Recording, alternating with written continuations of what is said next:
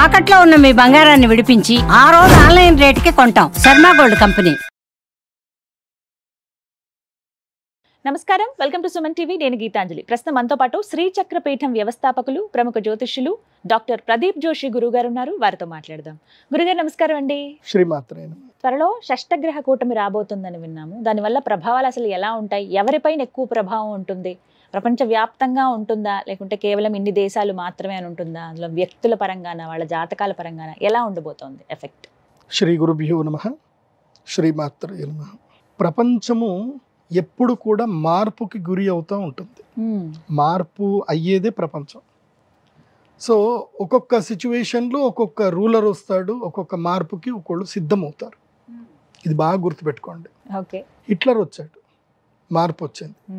అప్పట్లో అల్లావుద్దీన్ ఖిల్జీ వచ్చాడు, మార్పు వచ్చింది. తర్వాత ఛత్రపతి శివాజీ వచ్చాడు, మార్పు వచ్చింది.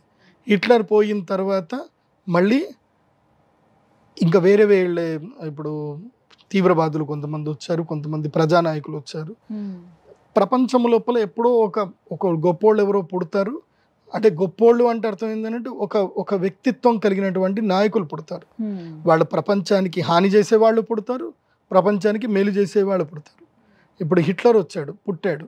ఏం చేశాడు అంటే మొత్తం ఎంతమందిని చంపాడు, ఎంతమందిని నిర్దాక్షిణ్యంగా చంపాడు. కానీ ఇప్పటికీ ఆయన సమర్థించేటోళ్ళు ఉంటారు, ఆయన తిట్టేవాళ్ళు ఉన్నారు, ఆయన సమర్థించే వాళ్ళు ఉన్నారు. ఇప్పుడు జపాన్లో అణుబాంబు వేశారు, హిరోషిమా నాగసాకి. ఆ దేశం బాగుపడింది, కానీ ఆ దేశంలో వాళ్ళు హేట్రేటరీ వదిలేరు. అమెరికా మీద వాళ్ళు హేట్రేటరీ వదిలేరు. వాళ్ళు ఏం చేయరు, సరే వేస్తే పోయి అయిపోయింది, నేను ఎలా ప్రోగ్రెస్ అవ్వాలనుకుని ప్రోగ్రెసివ్ అయ్యారు.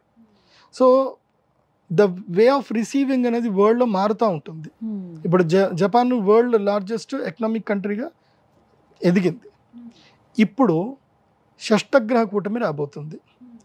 అలాంటి మార్పులకు మళ్ళీ ఒక స్టెప్ రాబోతుంది. ఇది చాలా కీలకమైనది, షష్టగ్రహ కూటమి. షష్టగ్రహ కూటమి తర్వాత ముఖ్యంగా మన భారతదేశంలో ఏం జరుగుతుంది, షష్టగ్రహ కూటమిలో బుధుడు నీచంలోకి వెళ్ళిపోతాడు. బుధుడు ఎప్పుడైతే నీచంలోకి వెళ్ళిపోయి ఈ షష్టగ్రహ కూటమి మార్చి 29వ తారీఖు ఏర్పడిందో భారతదేశ రాజకీయములో అలజడి ఏర్పడుతుంది. ఈ జమిలీ ఎలక్షన్స్ కానివ్వండి, ఇంకా ఏవైనా బిల్ పాస్ చేయడం కానివ్వండి, ఇండియా పైన ఎఫెక్ట్ ఉంటుంది. మన భారతదేశంలో ఎన్డీఏ గవర్నమెంట్ కూలబోయే అవకాశం ఉంటుంది, ఎన్డీఏ గవర్నమెంట్ కూలిపోయే అవకాశం ఉంటుంది. అసలు ఎప్పుడుందండి షష్టగ్రహ కూటమి? ఈ మార్చి 29, 2025లో. ఇప్పుడు నేను ఈ వీడియో ద్వారా మన తెలుగు రాష్ట్రాలకు సంబంధించి బీజేపీ నాయకులు ఎవరైనా ఉంటే, ఎన్డీఏకి సంబంధించిన నాయకులు ఎవరైనా ఉంటే మీరు అప్రమత్తం చేసుకోండి. ఎందుకోసమంటే ఇప్పుడు ఎన్డీఏ గవర్నమెంట్ ఇద్దరే నాయకుల మీద ఆధారపడింది. ఏ ఇద్దరు నాయకులు అంటే నితీష్ గారు, అదేవిధంగా చంద్రబాబు నాయుడు గారు. వీరిద్దరి మద్దతు వలనే ఈ ఎన్డీఏ గవర్నమెంట్ నిలబడింది. ఈ ఇద్దరు ఒకేసారి మద్దతు ఉపసంహరించుకున్న, ఇంకొక 5గురు మద్దతు ఉపసంహరించుకున్న ఎన్డీఏ గవర్నమెంట్ పడిపోతుంది. సో ఈ ఎన్డీఏ గవర్నమెంట్ పడిపోకుండా ఇప్పుడు జాగ్రత్తగా కాపాడుకోవాలి. దానికి సంబంధించి ఏంటంటే ముఖ్యంగా ఆర్థిక విధానాలు, ట్యాక్స్ విధానాలు ఈ ప్రభుత్వం తప్పకుండా మార్చుకోవాలి. ఆర్థిక విధానాలు, ఆర్థిక సంస్కరణలో చాలా మార్పులు తీసుకురావాలి. అండ్ వడ్డీ రేట్లలో కూడా మార్పులు తీసుకురావాలి, వడ్డీ రేట్లు తగ్గించాలి. తర్వాత చాలా ఆర్థిక సంస్కరణ, మెయిన్గా కావాల్సింది ఏంటంటే ఆర్థిక సంస్కరణలు. నిర్మలా సీతారామన్ గారు తీసుకున్న నిర్ణయాల వల్ల భవిష్యత్తులో ప్రజా వ్యతిరేకత చాలా ఏర్పడబోతుంది. మార్చి 29 నుంచి ప్రజా వ్యతిరేకత ఏర్పడుతుంది. మార్చి 29 నుంచి 3 నెలల లోపల ప్రభుత్వం పడిపోయినా పడిపోవచ్చు. సో కాబట్టి ఇప్పటి నుంచే జాగ్రత్తగా చర్యలు తీసుకుంటే మంచిది. కాబట్టి భవిష్యత్తు అయితే ఇది కొంచెం సంకట పరిస్థితి, దేశ రాజకీయాల్లో అయితే సంకటం అయితే ఏర్పడుతుంది. రాజకీయాలకు సంబంధించి ఇలా ఉంది, ఇంకా చాలా సంకటం ఏర్పడుతుంది. మెయిన్గా ఏంటంటే యూనిఫామ్ సివిల్ కోడ్ ఏదైతే ఉందో అది వితిన్ మార్చి లోపలనే బిల్ పాస్ చేసుకోవాలి. ఎట్టి పరిస్థితుల్లో యూనిఫామ్ సివిల్ కోడ్ మార్చి లోపలనే బిల్ పాస్ చేసుకోవాలి. అది జరగకపోతే గనక భారతదేశం యొక్క ఆర్థిక వ్యవస్థ కుదేలైపోతుంది, ప్రజా వ్యవస్థ కుదేలైపోతుంది. ఎందుకోసమంటే మీరు ఇది బాగా చూసుకోండి. నేను ఎప్పుడైతే గనక మొన్న పంచగ్రహ కూటమి జరిగింది, పంచగ్రహ కూటమి అయిన తర్వాత నేను చెప్పాను చాలా భయంకరమైన గొడవలు అవుతాయి, చాలా సమస్యలు వస్తాయని చెప్పాను. ఇప్పుడు బంగ్లాదేశ్లో హిందువుల యొక్క ఊచకోత జరుగుతుంది. హిందువుల్ని చాలా నిర్దాక్షిణంగా చంపుతున్నారు, హిందువుల ఆస్తులు దోచుకుంటున్నారు, అసలు అక్కడ బిక్కుమంటుంటున్నారు. బంగ్లాదేశ్లో గవర్నమెంట్ పడిపోవడానికి గల కారణం ఏంటి? పాకిస్తాన్లో ఇంకా క్రైసిస్ పెరుగుతుంది, దానికి కారణం ఏంటి? మన చుట్టుపక్కల దేశాలని ఎవరు రెచ్చగొడుతున్నారు? సో రేపు భవిష్యత్తులో ఏం జరుగుతుందంటే ఈ 2-3 దేశాల వల్ల మన దేశానికి విపత్తులు రాబోతాయి. దీని అంతటికీ కూడా కారణం ఏంటంటే ప్రధానమైనటువంటి దేశం అమెరికా దేశం. సో ఈ అమెరికా చేసేటువంటి దీనికి భారతదేశం యొక్క నాయకులు ఏం చేస్తారు అంటే దానికి విరుగుడిగా భారతదేశం, చైనా ఒకటి బాగా గుర్తుపెట్టుకోండి. ఈ ప్రపంచంలో ఎక్కువ మంది జనాలు ఉన్నది ఎవరు అంటే భారతీయులు, చైనీయులు. ఈ 2 దేశ జనాభే మొత్తం ప్రపంచ జనాభాలో 80% ఉంది. మిగతా జనాభా అంతా 20%. ఈవెన్ అమెరికా కూడా తీసుకున్నా, అమెరికా హార్డ్లీ ఎంత 35 కోట్ల మంది. So America just 10%. మొత్తం వరల్డ్ వైడ్గా అమెరికా జనాభా 10 to 11% చేస్తుంది. సో ఇప్పుడు ఏం జరగబోతుంది అని అంటే భవిష్యత్తులో దీని తర్వాత మోదీ గవర్నమెంట్ కనుక సస్టైన్ అవ్వగలిగితే, ఈ ఎన్డీఏ గవర్నమెంట్ సస్టైన్ అవ్వగలిగితే, ఎందుకోసమంటే మనిషికి శత్రువు వల్ల దెబ్బ తాకినప్పుడు అప్పటిదాకా కానీ శత్రువు గురించి ఎక్కువ ఆలోచించు. ఇప్పుడు ఒక దెబ్బ తగిలింది, ఇంకోసారి తగలొద్దు అని చూస్తారు. సో నేను తగలబోయేది మొదలే చెప్తున్నా, ఎన్డీఏ గవర్నమెంట్కి ఇప్పుడే చెప్తున్నా నేను, మీరు కన్విన్స్ చేస్తే చేయండి. ఎన్డీఏ గవర్నమెంట్కి దెబ్బ తాకపోతుంది.